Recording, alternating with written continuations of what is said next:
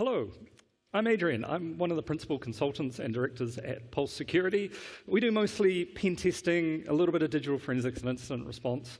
We work for some of the largest companies in New Zealand and internationally, and we work for some of the smallest little startup people as well.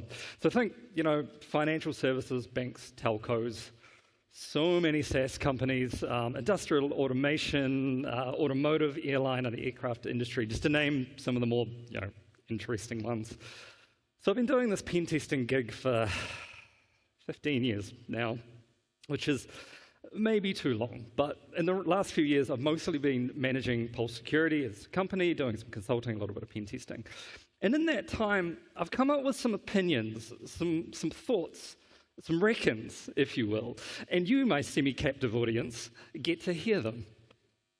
So when we started Pulse, we had to build a network, and it had to be a real network, and it had to be a production network, and it had to support the business and all of that. And it also had to have a really high level of security. We are a pen testing company. We hold some pretty interesting stuff.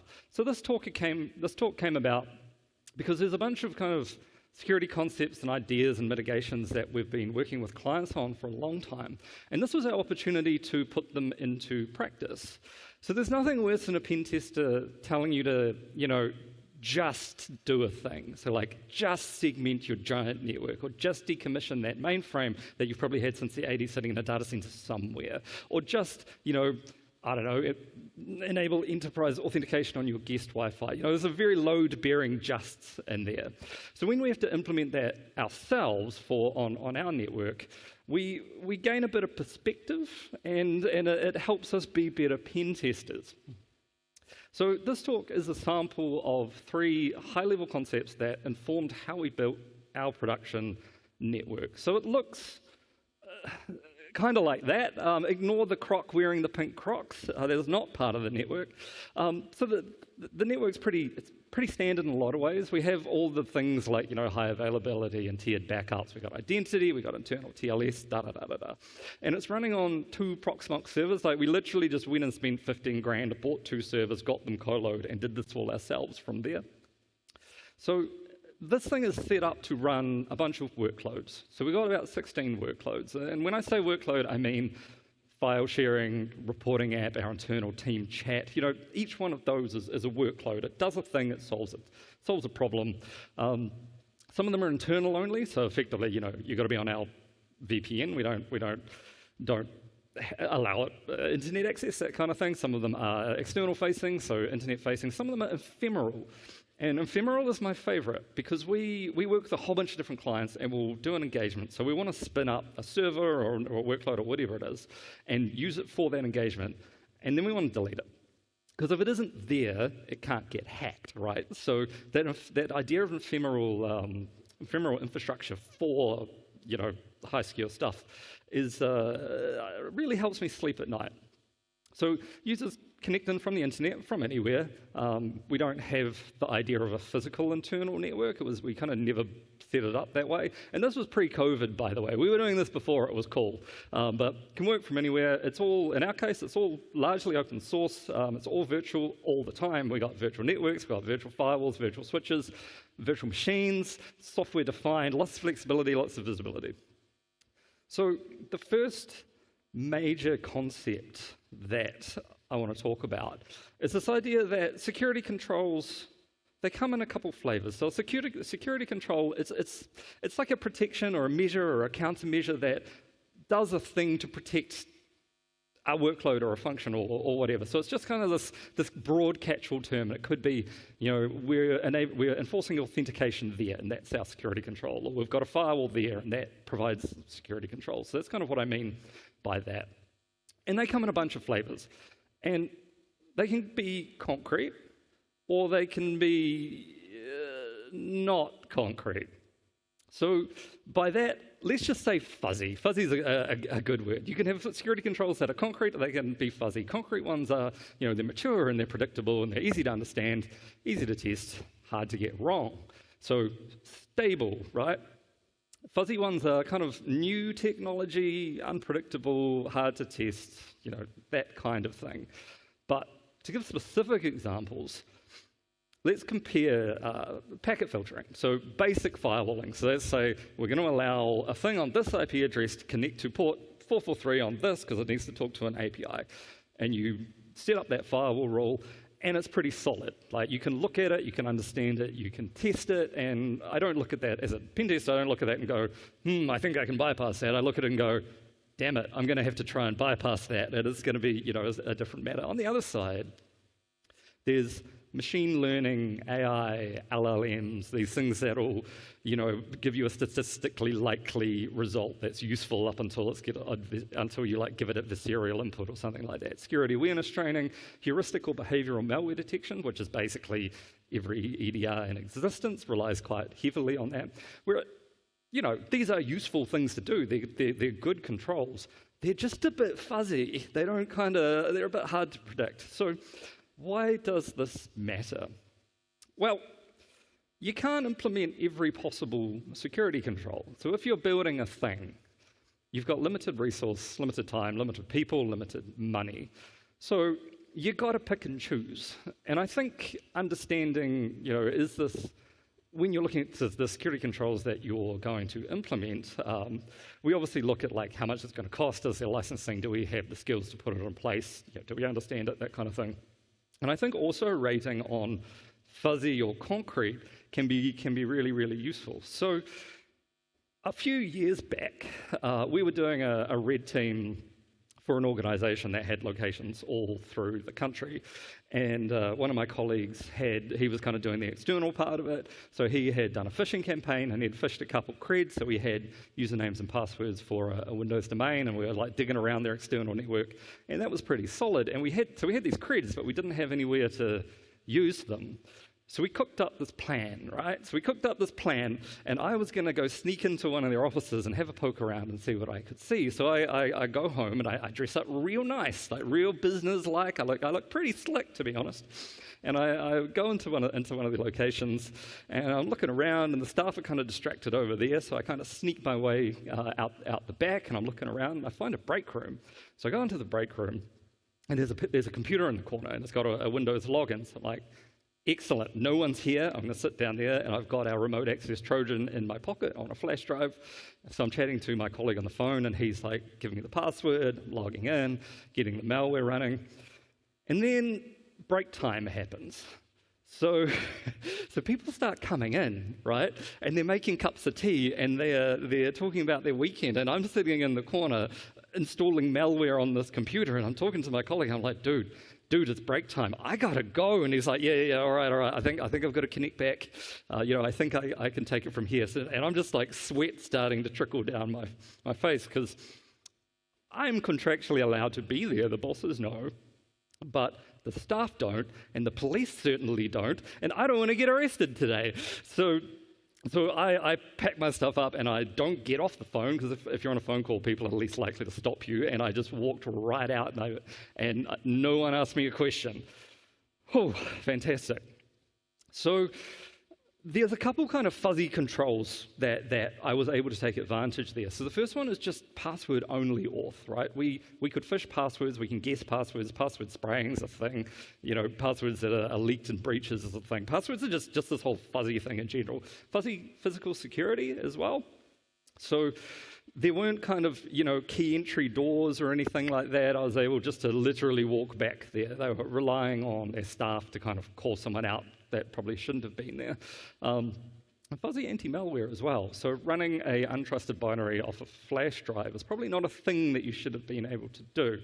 So that's kind of what I mean when there's fuzzy controls. Well, if there was, key card auth, and there was multi-factor authentication, and they had application whitelisting, none of that would have been possible. But here's the thing. Would we offer that testing now? Because this was the early days of Pulse. This was 6-7 years ago. Would we offer that testing now? And the answer is no. No, we wouldn't. Doing this black box cosplaying as some sort of adversary type, it actually turned out to not be a good way to measure or improve security. It does make a good story, but we didn't actually measure anything. We know that we can phish people sometimes, and it's really a bit of luck as to whether you can. And we didn't look at the mail filters, and we didn't look at what kind of things that the users are used to doing, but phishing isn't actually a user problem, it's a technology problem. And we weren't able to say, well, this attack kind of worked and this one didn't, and work out the edges of where this worked and actually how to improve it. We just said, well, this one time we were successful, and that's not helpful, really, not really. So we've got better ways of approaching that now, but that's a whole other talk. So how did we implement this on our network at Pulse? Well, we leaned heavily on the concrete controls. So we're talking things like, cryptographic key authentication over passwords. If we have to do passwords, multi-factor, no one in this here is going to be surprised, but the reason we did that is because we're thinking about that concrete fuzzy stuff. Passkeys, they're becoming common. We're still kind of working out the edges of where the attacks are and weaknesses around them, but passkeys are a really good example here. VPNs that use username and password to log into we don't need to do that anymore. We can do cert-based auth, that kind of thing. We also, as far as concrete controls, strict firewalling, which I'll cover a bit later. But one of the more interesting kind of concrete controls that we've implemented is kind of execution controls, process sandboxing, application whitelisting. So, if I have a web server and it's internet-facing, that web server shouldn't be able to write to a file on disk and put a bunch of bash in there that's a malware stager and then execute it, right?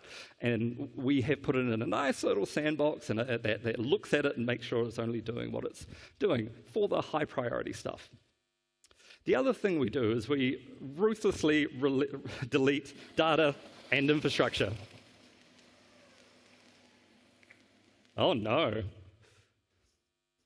Anyway, so part 2, reasonability. So when I say reasonability, I don't mean, is it reasonable? I mean, can you think about it? Can you reason about it? So this next concept is it's all about understanding what you've got. Because if you can't understand an IT environment, you can't secure it. Kind of a bold claim, right? And perhaps a little hyperbolic, but I do believe that this is actually really important. So let me give you a story to illustrate. So a buddy of mine, he asked me to have a coffee with him, and he wanted to pick my brains about securing a thing. And basically, he sat down. And he's like, "Look, we've got 2 devices. They live in an untrusted environment, and there's a network between them, and they need to talk to each other. And this is kind of a new thing. We're kind of thinking TLS. What do you think?" And I'm like, "Yeah, TLS is the obvious thing, right?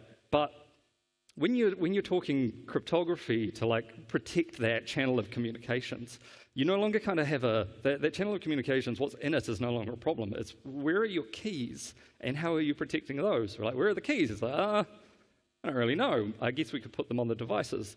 So I'm like, okay, but if they're on the devices, how secure are the devices? Where do they live? What kind of attackers could potentially come up against them? Can I just pop out the micro SD card and pull the keys off it and then decrypt that TLS tunnel? What about the threat model? How does that work? Have we kind of looked at the threats? And he's just looking at me like, dude, I just wanted to talk about TLS. But because he's a saint, he listened to what I said, and what he came away with was not an answer, unfortunately, but what it was a bunch of questions, all which will hopefully lead to an answer. So if we just myopically look down at just that TLS channel, and this is something we see a lot in pen testing where people say, hey, can you check that TLS for us, but don't look at anything else, right? That's just the scope that we're looking at.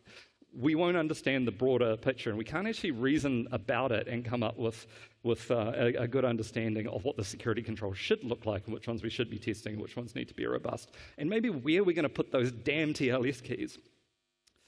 So how did we apply this concept of reasonability to our network? So consistency for me is it's a really big one. So we've got this network, and it's built to have a set of boxes and workloads exist in each box, right? And we've got 16 workloads, more or less.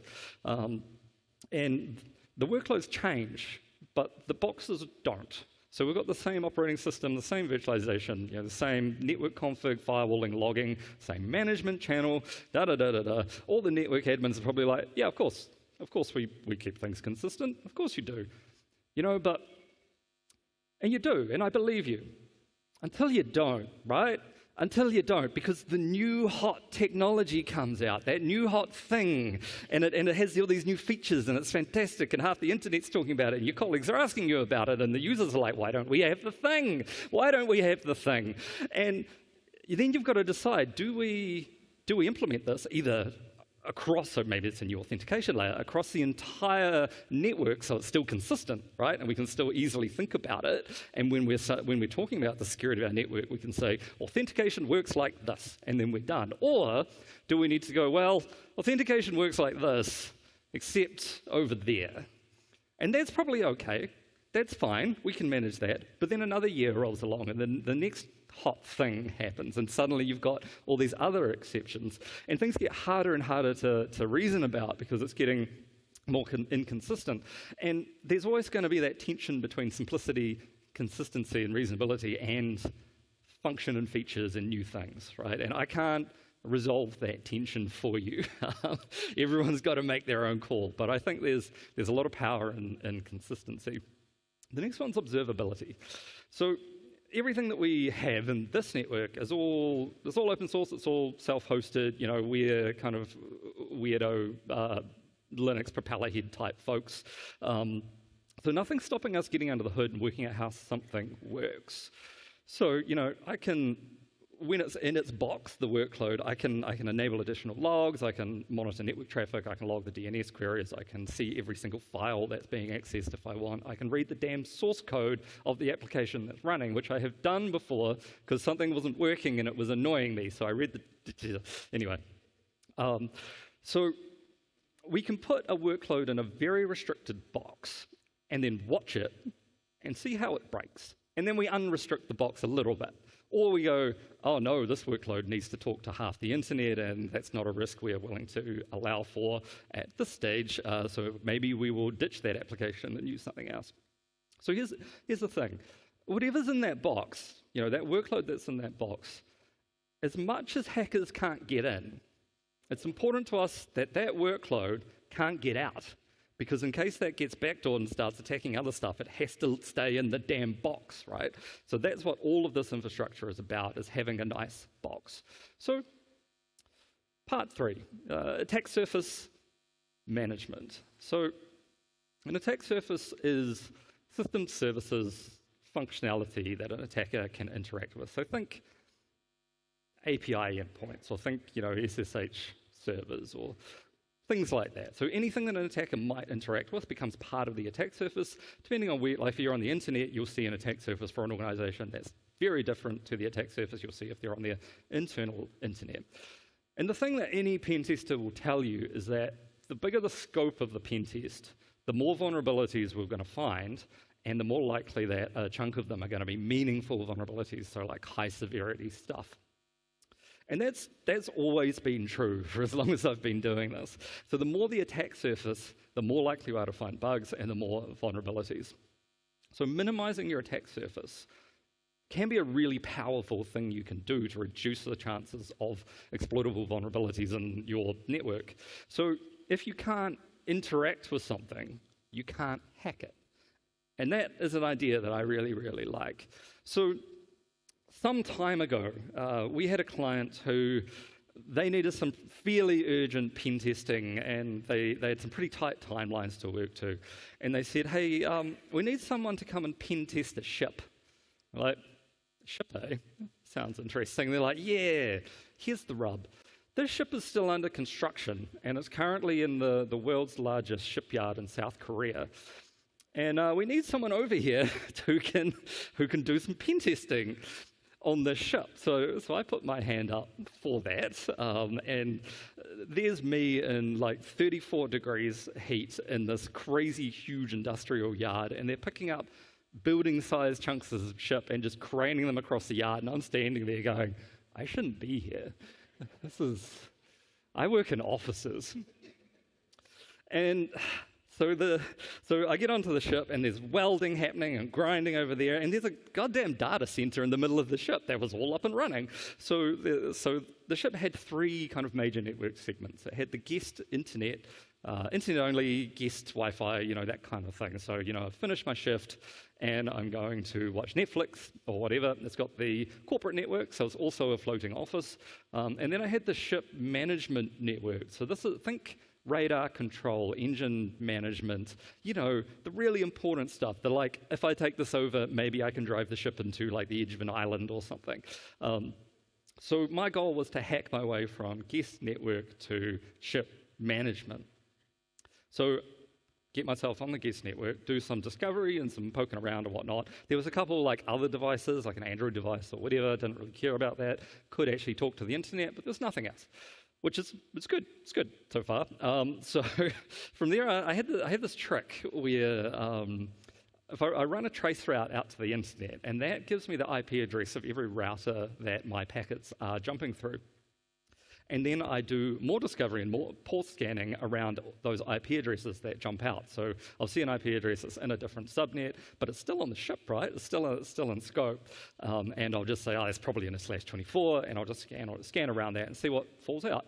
So in this case, a bunch of SSH servers, a bunch of Cisco SSH servers without password authentication fell out. I was like, okay, all right. That's not good. Let's see what we can do with that. So I set up a brute force password guessing on a couple common Cisco accounts, and went back to the hotel. Came back the next day, and one of the passwords had been successfully guessed for the Cisco account for just one of the boxes. And I was like, okay, cool. Log into that, dump the configuration. The configuration had a whole bunch more users and password hashes. Awesome, grab the password hashes, set them to cracking. Another password fell out from the cracking, and this one gave me administrative access to all of the Cisco kit they had. So this is the network infrastructure. This is the switches and the firewalls and the routers. So from there, it was just a case of carefully reconfiguring, so as not to break everything, carefully reconfiguring the network to put myself into the different network segments. And I found the corporate network, because I could see, Windows machines. And eventually I put myself on another network, and I start poking around, and I see something that looks like a radar control interface. And I'm like, yep, that's it, unplug, I'm out, I'm done. And the reason for that is this ship is under construction, right?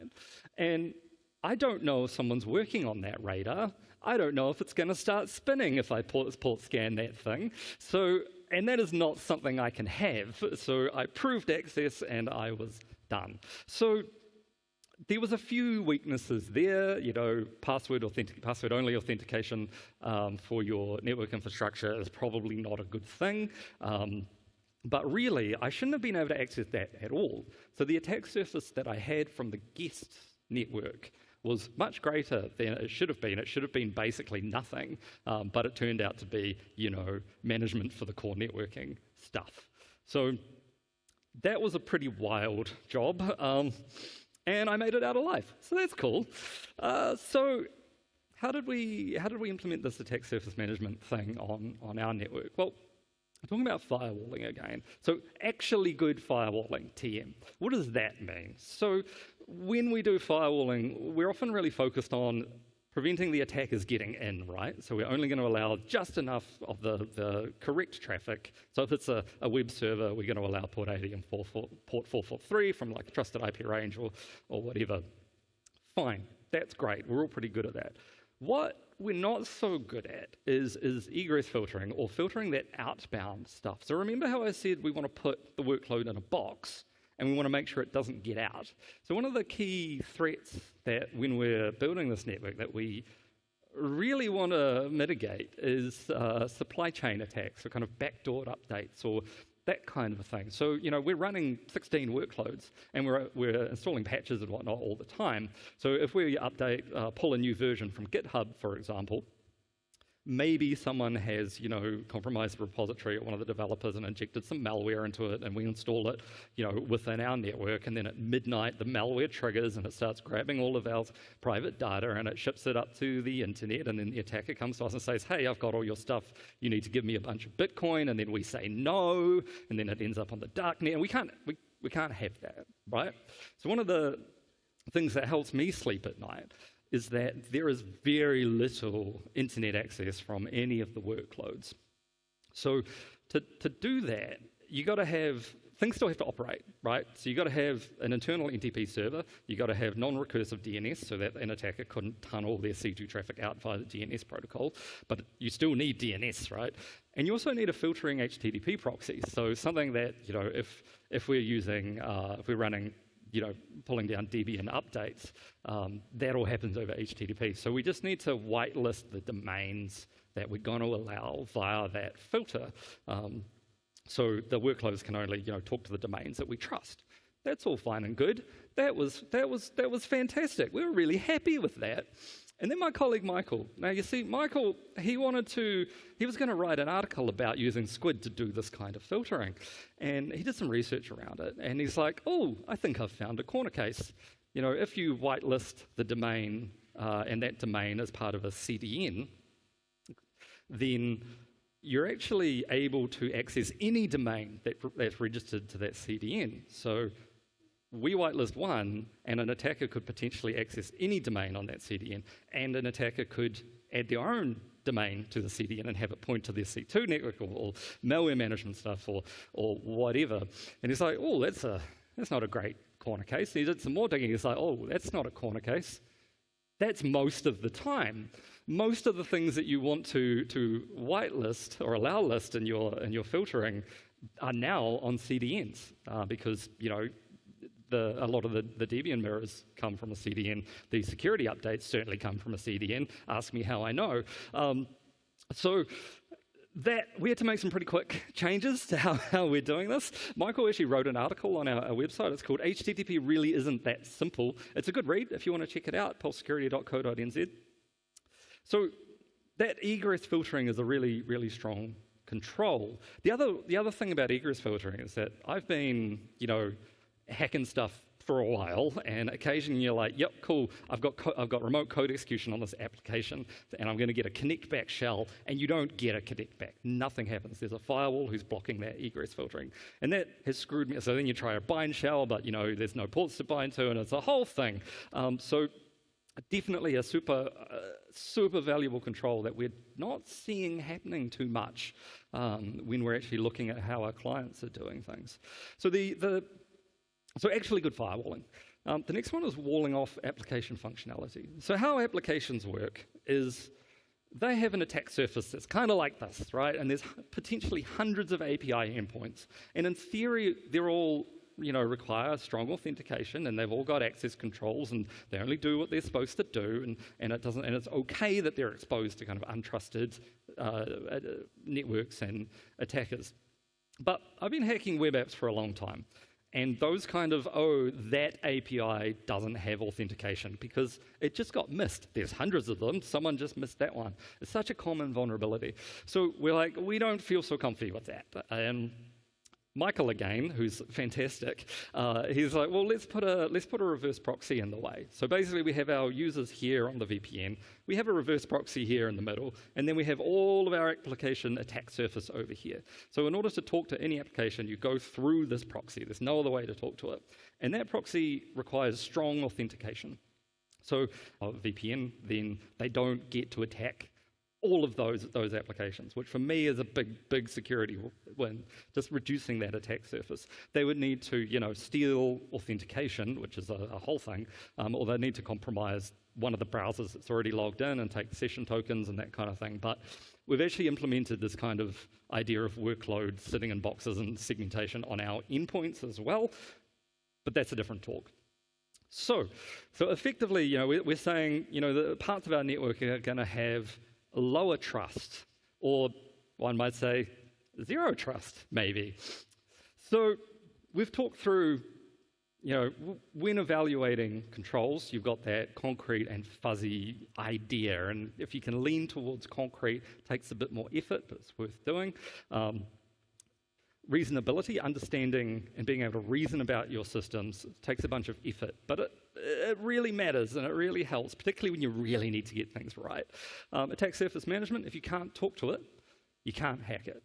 So these ideas can be applied to any network or system, I'm just giving you some examples of what we do, but, we equally apply these ideas to, like, VMware on-prem stuff and cloud, like several different kinds of clouds, all sorts of stuff, including, self-driving vehicles and other bits and pieces. So the artwork in these slides is by local artist Ollie, whose Cam Oliver tattoo on Instagram and worth checking out. That's me. Thanks.